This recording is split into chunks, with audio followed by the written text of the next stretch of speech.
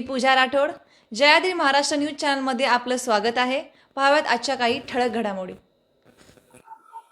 वारीच्या वाटेवर विनोद तावडे टाळ चिपळ्यांच्या गजरात वारकऱ्यांसोबत चालले पायी.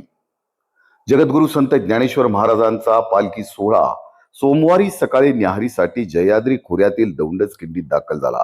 यावेळी केंद्रीय मंत्री विनोदजी तावडे यांनी वारकऱ्यांसोबत जेजुरी ते वाल्हा पायी दिंडीत सहभागी घेतला आणि वारीचा आनंद लुटला.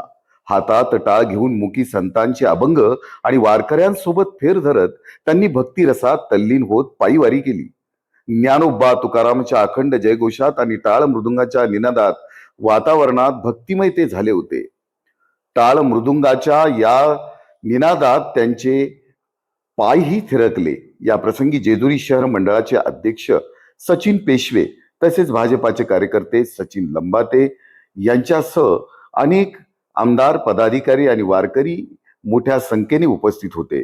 विनोदजी तावडे यांनी वारकऱ्यांशी संवाद साधत मुख्यमंत्री फडणवीस यांच्या कार्याचा गौरव करत त्यांचे कौतुक केले. खरं तर संत परंपरेचा वारसा आणि वारीचे सांस्कृतिक आणि आध्यात्मिक महत्व अधोरेखित देखील केले. जयाद्रीच्या दौंडच खिंडीत न्याहारीकरिता वैष्णव सोहळा विसावला होता. दरवर्षी विनोद तावडे या सोहळ्यात सहभागी होतात.